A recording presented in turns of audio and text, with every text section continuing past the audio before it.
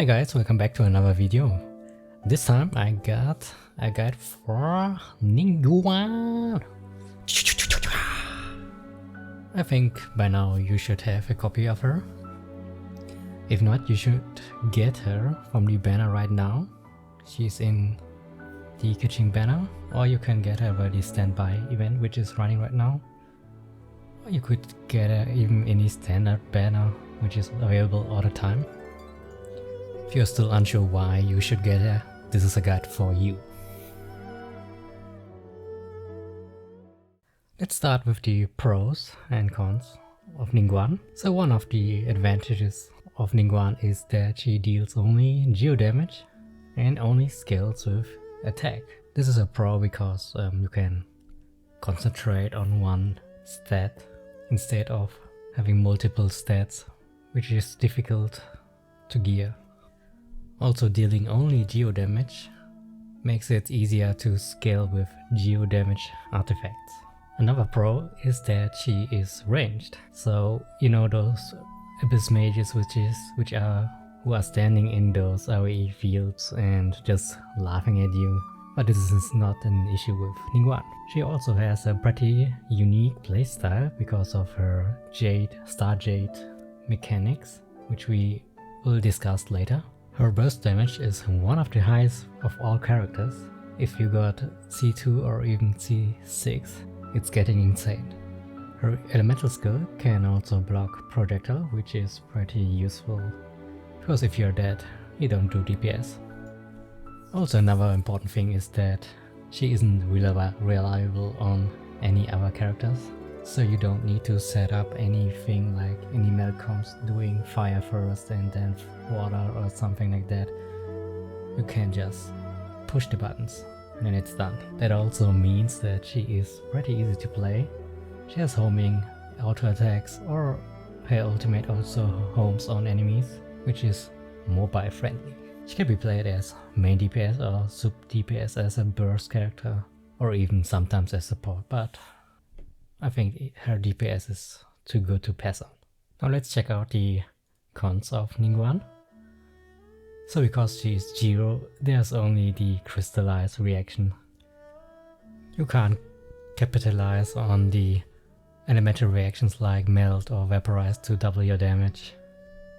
She's also pretty squishy, there's no shield, no heal, no CC. Of course, that's only by herself, that's why you got teammates. She also needs some investment to deal damage, that's like almost all other damage characters. You have to get some good artifacts to deal damage. She also has weak AoE damage if you don't have C1, which is pretty good, because it's transforming your auto attacks to small AoE auto attacks. So we got now an overview of Ningguan. Let's get into the talents. As I said before, the normal attack is pretty unique. Every time you hit an enemy, you will get a Star Jade, which is hovering about your character. You can get up to 3 of them at the same time. If you do a charge attack, then they will fly with your charge attack to the enemy. At level 10, the damage is pretty good with 581 and 18%. We can compare that to Ganyu's Frost Arrow. If both the AoE and the arrow will hit, it deals 600, 20, and 8%, which is almost the same, but Ganyu's damage is really good. So to get the most damage of it, you should attack at least 2 or 3 times to get all these Star Jades, because they are doing more damage than the normal auto attack, and then hit a charge attack to do a small burst. Ningguan's elemental skill is really simple. It will create a Jade screen which is really wide, has a wide AoE, therefore, and if you have a Ascension talent 2, you get a free 12% geo damage buff. If you run through it, you should do it. So next is her elemental burst, which is with 40 energy and 12 seconds cooldown, really short, and you can really spam it.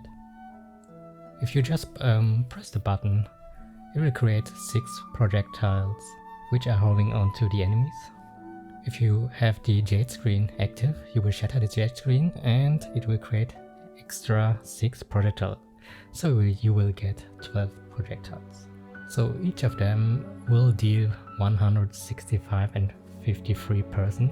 So if we multiply it by 12 projectiles, you will get 1078 and 36% damage. So if you compare that to Chongyun's burst of 768 and 96%, or Child's burst in melee form with 835 and 20%, Ningguan's damage is still higher, even if they use their elemental reaction. So let's have a look at her constellations. C1 will enable her auto attack to deal AoE damage. It is pretty good to cover her weakness, but it's not really necessary. Just a small bonus.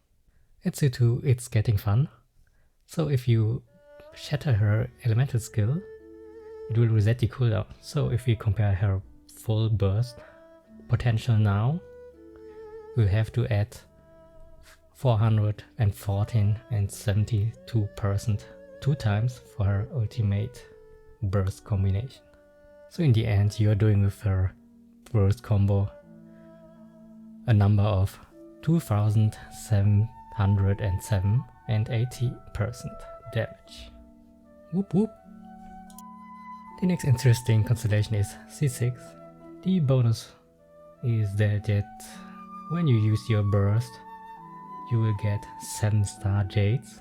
After that, you can unleash them with a charge attack after that. So if you use a full burst combination before from C2 and then use a charge attack now with C6, you will get the following numbers.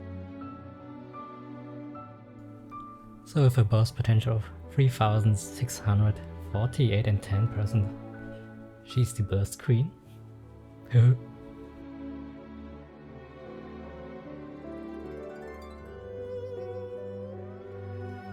So let's have a quick look for the weapons.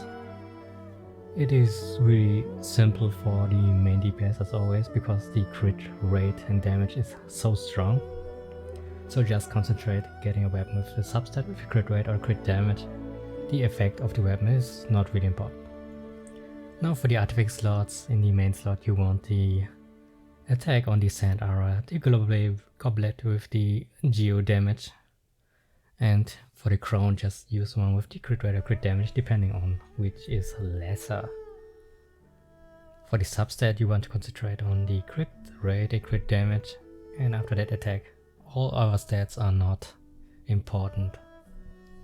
For the set you should always use the 2 pieces of Archaic Petra because of the 15% dew damage, which is increasing all of your damage. And then you can either get the Gladiator or the Noblesse Oblige with the 2 pieces bonies. But if you don't have them, it is also okay, just use another one, because the bonus is only really small. The advantage of the Noblesse Oblige, it is farmable. The Gladiator piece only drops off the random bosses and, well, the drop rate is really bad. Just keep in mind to get the crit rate and crit damage ratio to 1 to 2, so you get the most of it. So now that we know everything about Ningguan, let's compare to other ranged DPS characters. So in one hand we have again you within the aimed arrow playstyle, you have to aim every arrow, and if you get hit it will be, you have to aim again and then try to shoot. She also has a pretty good ultimate which deals sustained DPS.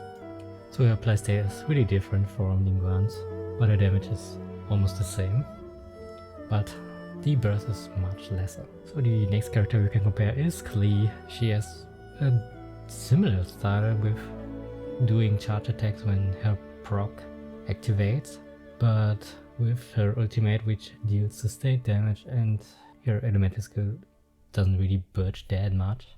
She deals also more sustained DPS.